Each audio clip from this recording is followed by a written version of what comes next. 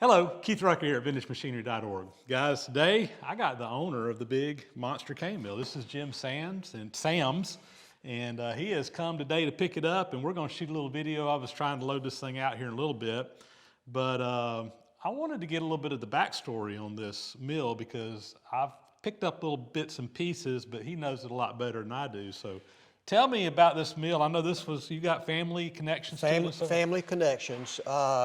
My mother was Helen Fletcher, and her people were from Greensboro, Florida, and they're big farmers. I think their main crop was shade tobacco at the time. Okay, yeah. But syrup was also something they did. This is the mill from their operation.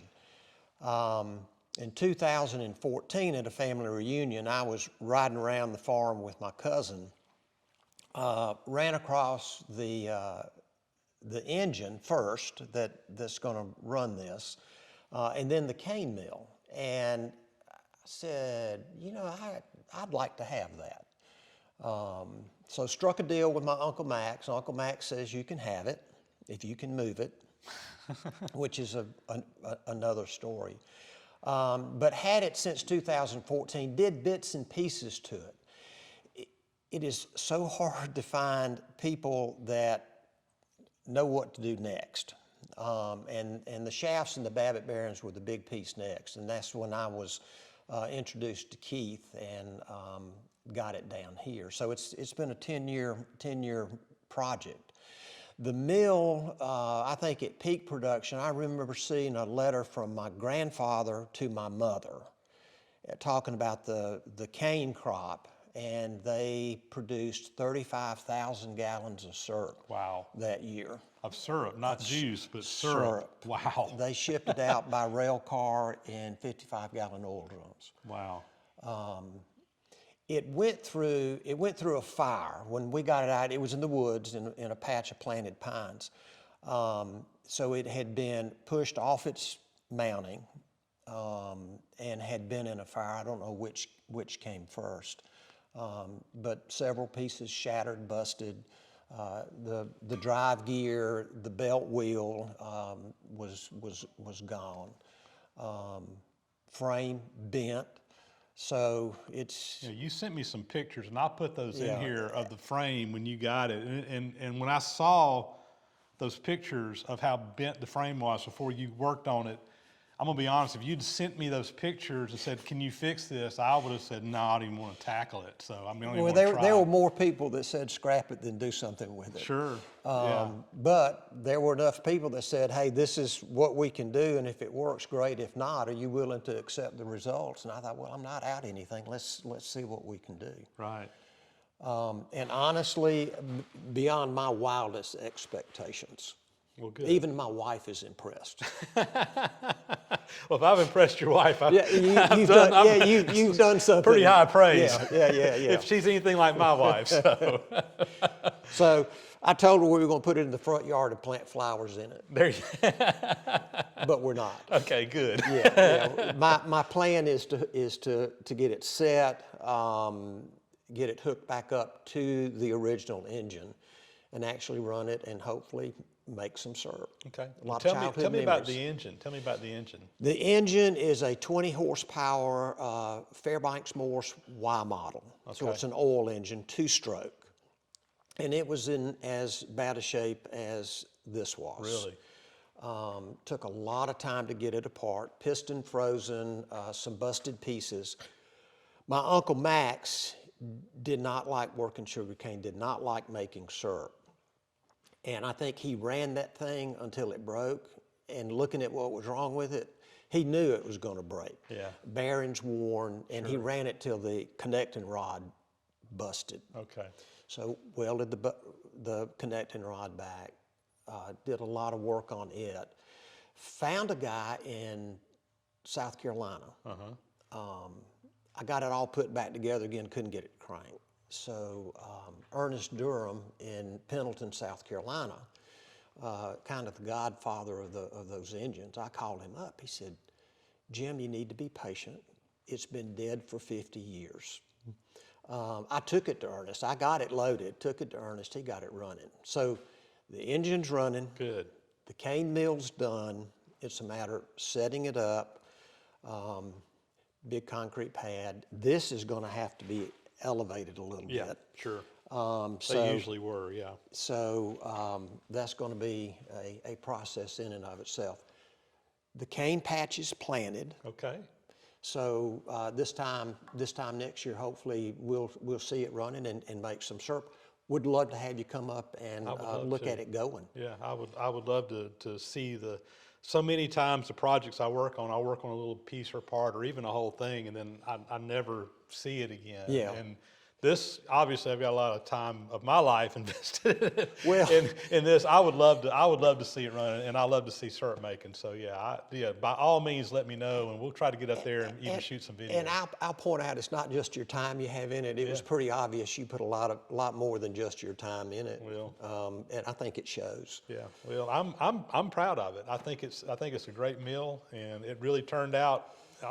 Honestly, it turned out better than I thought it would, particularly with some of the issues that we had going on with it and so forth.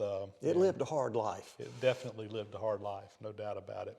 And on the engine, you had mentioned that he's got a couple of YouTube videos. So there's a YouTube video of the engine, of us cranking and running the engine. It is on Farm Heritage Day website. Okay. It is a machine and tractor show that's in Inman, which is a few miles from my house. Okay. So another source of inspiration and a reason not to quit were the people with the Inman Farm Heritage. But if you look at their website, you can or go to YouTube and look at Farm Heritage Days. Okay. Well, I will make an attempt to get a link, and I'll put that down in the description if anybody wants to go take a look at that. And I actually want to look at it too. You had mentioned it, but I haven't seen it yet either. So I want to. The engine's fun just to go cranking. Sit there on a bucket and watch it. Oh yeah, so. I love those old engines. Those are neat. Well, good deal. Yeah, he's got a guy coming in just a little bit with a rollback Rucker, and we're gonna load this thing up. I'll try to get some video of us getting this thing out of here. And yeah, like I said, I wanted to share a little bit of the information that we knew on it just directly from you because, like I said, I was getting little bits and pieces, and a lot of it was just me putting together the little bits of the history that these machines will talk to you. They'll tell you their story if you just pay attention to them and look at them and figure things out as you go. And sometimes to me, that's a lot of the fun in working on these things is deciphering their history from the what's left, and we're able to figure out a lot of interesting things along the way, and you shared some information along the way. And I've tried to share that with you guys as well. So anyway. Glad it's not in the scrap bin. I am too. I am glad to see this thing saved. And this is a big one.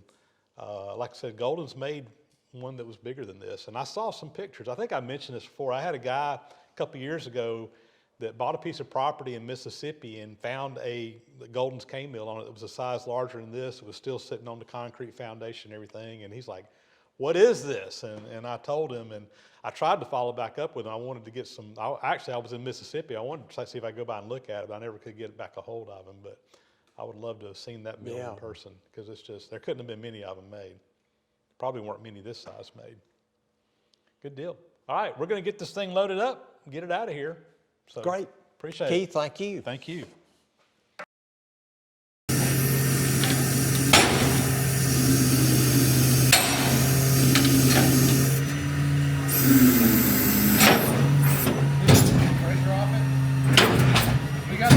There you go. They'll come right there. You want to get that? Okay, now.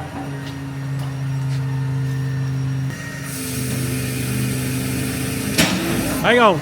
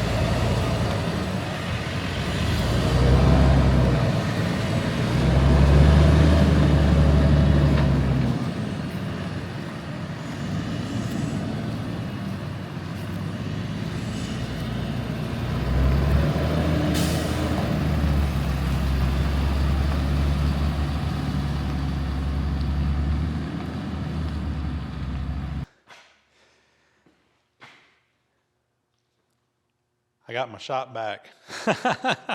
We got that big machine out of here, and now I've got my space back in my shop.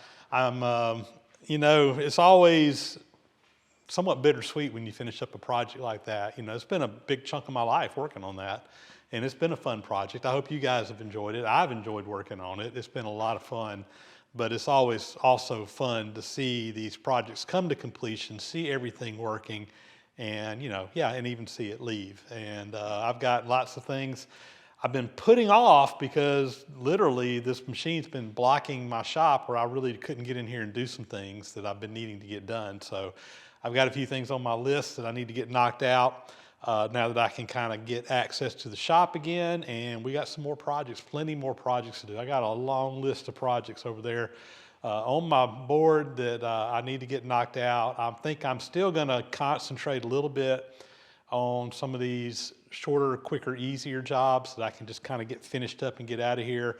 The stoker engine is by far the next big thing that I've got to get working on.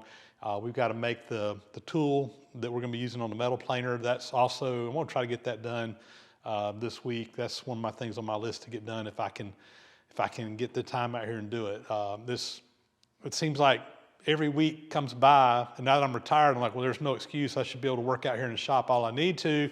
And it seems like every week something comes up and it just takes a day away from me that I'm not able to get out here and work. And we've got a family thing that came up this week that I'm gonna have to spend some time with, unfortunately. And but anyway, we'll get it done as soon as we can. But anyway, again, wanted to share that with you. That is gonna pretty much wrap this project up.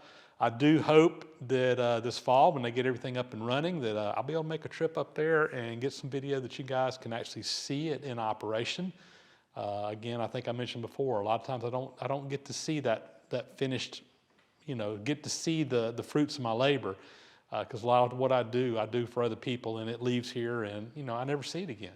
So hopefully we'll be able to go up there and get some video of it running and be able to see it in action. So we'll see. But with that, that is a wrap, not only on this video, but on this project, and glad to have it done. Guys, as always, thanks so much for watching. Please subscribe to the channel if you haven't already. Those thumbs up and comments are always greatly appreciated. Please hit that bell icon to get notifications when new videos are posted. As always, a big, huge thank you to those who support the site financially through Patreon, PayPal, etc. There's links for that down in the description below if you want to help out. It really does make a difference, and I do greatly appreciate everybody that does. And with that, we're going to sign off. We'll get out of here. We'll catch you on the next video. Again, as always, thanks for watching.